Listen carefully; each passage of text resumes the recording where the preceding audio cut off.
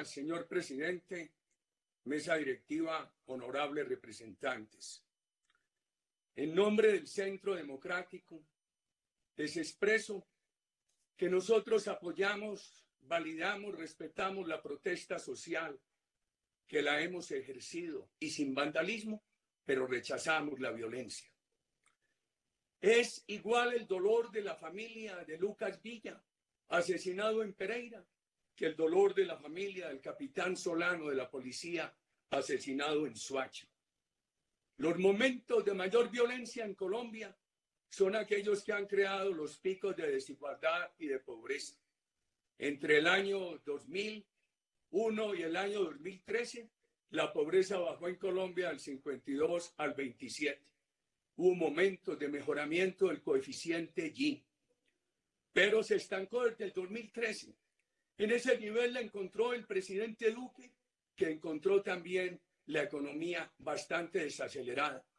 Esa reforma que hizo el presidente Duque impulsó la recuperación de la economía, como se notó en el año 19 y en los meses anteriores a la pandemia. ¿Qué pasó con la pobreza? Se modificó la fórmula y al mismo tiempo el efecto de la pandemia la subió al 42,5. ¿Qué hizo el gobierno? Un esfuerzo enorme, a pesar de que encontró un país deficitario, un país con alto endeudamiento no justificado. ¿Qué hizo por las nóminas? 146,000 empresas han recibido ayuda del gobierno para garantizar la nómina de 3,600,000 trabajadores. El gobierno fortaleció las viejas herramientas sociales que venían ayudando y creó una gran herramienta, ingreso solidario, que aspiramos lo pueda subir a 5 millones de colombianos como un ingreso complementario para que nadie esté en la pobreza extrema y para acelerar la superación de la pobreza monetaria. El gobierno ha ayudado muchísimo en la pandemia. Pasamos de 5,700 UCIs a 12,000 UCIs. El sistema de salud de Colombia se ha depurado. Han eliminado 10 EPS y al mismo tiempo Colombia aparece en los escalafones internacionales como el país en que menos han tenido que gastar sus ciudadanos dinero de bolsillo para atender la pandemia. Ojalá se pueda acelerar la vacunación. Nosotros hemos estimulado a los jóvenes, con excepciones como la mía, que soy abuelo. Este es un partido predominantemente de jóvenes. Comprendemos la problemática de los jóvenes. Por eso, acompañamos al gobierno en la propuesta de la doble titulación.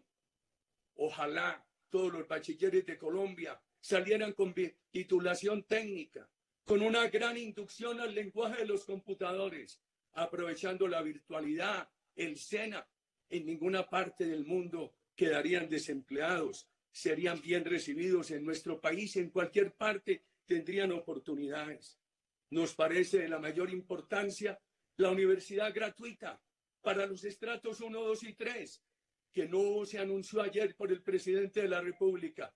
Viene luchando por ella como el Centro Democrático desde hace mucho rato. Y no es para un semestre, es permanente. Y no podemos esperar a que haya las sedes. Hay que trabajar con la virtualidad, mirar el modelo asiático de la posguerra en materia de educación. Y por favor, es bien importante trabajar esa universidad virtual, el empleo digno para los jóvenes. Este Congreso tiene la posibilidad de apoyar el empleo de 500,000 jóvenes con la propuesta del gobierno de darle a los empleadores una ayuda con el pago de la seguridad social a fin de que no se afecte el salario de los jóvenes y al mismo tiempo con la extensión del contrato de aprendizaje.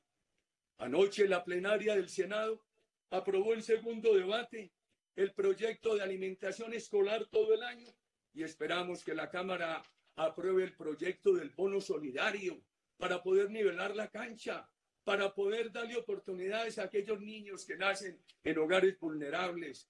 Bono que se redima cuando el joven termine universidad para un proyecto de emprendimiento o para completar la pensión. todo lo social es fundamental en esta plataforma, en este país, pero rechazamos la violencia. La violencia que ha aparecido en estos días, que no fue suficientemente estimada, no ha sido espontánea, es premeditada, orquestada.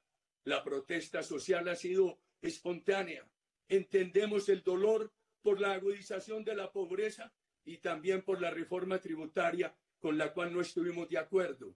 Reforma tributaria que se requiere, pero con una orientación muy diferente, que la paguen los sectores más pudientes para atender la problemática social de Colombia, sin afectar la confianza de inversión de propios y extraños en nuestro país. Cuidado con esos, queridos amigos. Pero el orden público, la violencia, necesita que nuestras Fuerzas Armadas estén debidamente fortalecidas.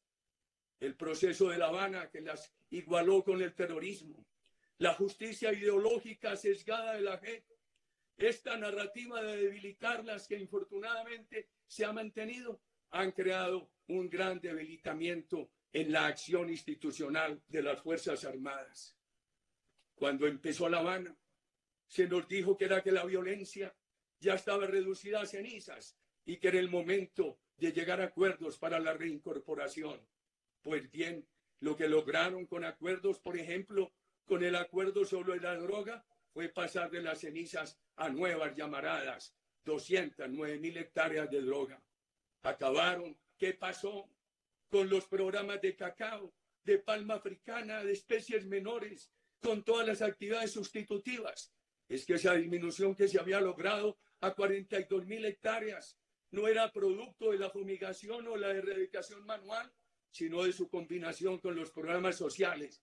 ¿Qué pasó con las 120.000 familias guardabosques que cuidaban nuestros recursos naturales, protegían el terreno para que estuviera libre de droga y recibían una remuneración? Las Fuerzas Armadas son titulares de obligaciones de derechos humanos y también del derecho a ser respetadas por los colombianos. Nosotros tenemos otra razón para apoyarlas. Al oír esta noche a los órganos de control, hemos ratificado que las Fuerzas Armadas de Colombia nunca han sido protegidas por la impunidad, pero además tampoco han estado al servicio de dictaduras, han sido constitucionales, han sido democráticas y también víctimas de falsas acusaciones.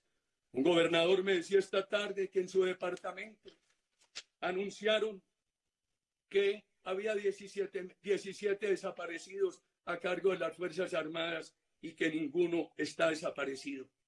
Pero se ha creado en el extranjero, por la vieja diplomacia paralela de la FARC y de los grupos extremistas con los cuales coincide, la falsa imagen de que aquí, en esta gran democracia, lo que hay es violencia oficial. El policía es un ser humano. Los colombianos tenemos que querer a nuestras Fuerzas Armadas, que observen rigurosamente los derechos humanos, la Constitución, pero son las únicas para protegernos. Los hechos del sur de Cali muestran que hubo hechos que podrían ser de legítima defensa. Una ciudadanía acosada por la acción vandálica esperaba que llegara la fuerza pública a socorrerla y no llegó. Y entonces esas acciones que podrían ser de legítima defensa muestran un peligro, el peligro de que se pase a la organización de la justicia privada con toda su crueldad y desinstitucionalización que el país había superado. Eso se logra con el debilitamiento de las Fuerzas Armadas.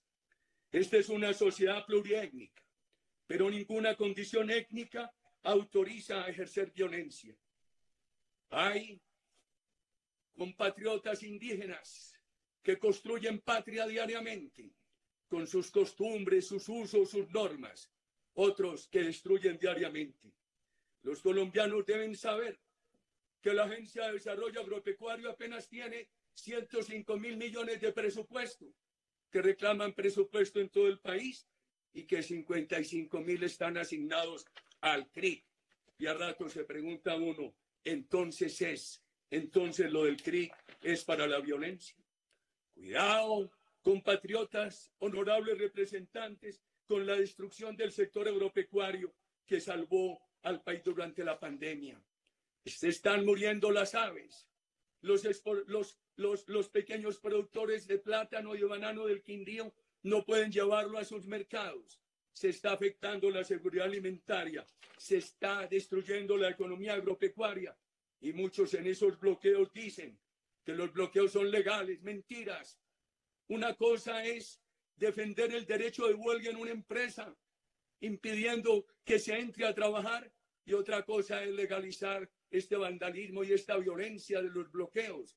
Y se repite el bloqueo, que lo que quieren es destituir a Duque, que renuncie, o llevarlo como títere al proceso electoral del 22. Yo conocí en mi juventud la discusión en las universidades públicas al interior de los grupos extremistas. Se peleaban entre ellos porque unos querían la lucha armada y otros la lucha política. Hoy se juntan.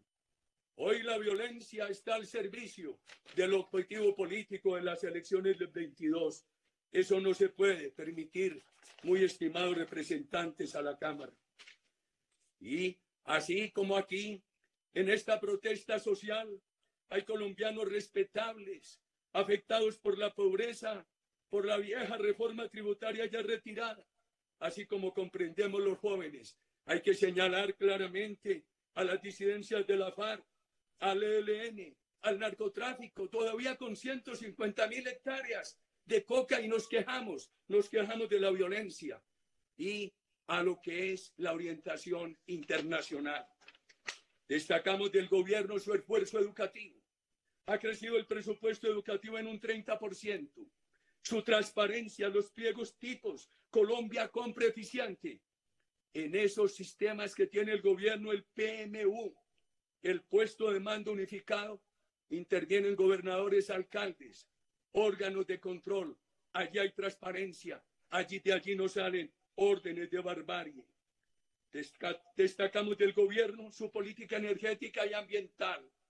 Este país amazónico, andino, este país tan importante en materia de recursos naturales, tiene un gobierno empeñado en cuidar esos recursos naturales. El año entrante, el 14% de la generación de energía será de fuente eólica y solar. Ya han titulado 630.000 hectáreas. Ojalá puedan acelerar ese proceso y, sin afectar a los productores del campo, comprar tierra para las organizaciones campesinas. Este país, este partido, apoya totalmente la propuesta de construcción de una política para los jóvenes de Colombia. La austeridad en el Estado, la reducción del sueldo y del tamaño del Congreso, la eliminación de entidades innecesarias. Necesitamos menos Estado burocrático y más atención a las comunidades. Nosotros creemos no solamente en la seguridad con criterio democrático, en la relación entre la inversión privada, la producción y la política social. Nosotros creemos en una economía fraterna por oposición al odio de clases. Más apoyo al emprendimiento, mejores condiciones laborales. Ahí están nuestras propuestas en el Congreso, las que estamos impulsando con otros partidos, como la disminución de la jornada de trabajo para hacer un ambiente laboral más amable, sin afectar el ingreso de los trabajadores. No, que no apoyamos, distinguidos congresistas, es negociar la violencia. Lo que no apoyamos es negociar los bloqueos. Cuba y Venezuela son dictaduras sin esperanza. La una ha sacrificado a 4 generaciones y la otra ya está en el sacrificio de la segunda generación. Colombia tiene una democracia que se ha mantenido en mejoramiento continuo. Existen todas las posibilidades de obtener desempeños sobresalientes en seguridad, emprendimiento y cohesión social. Gracias, señor presidente.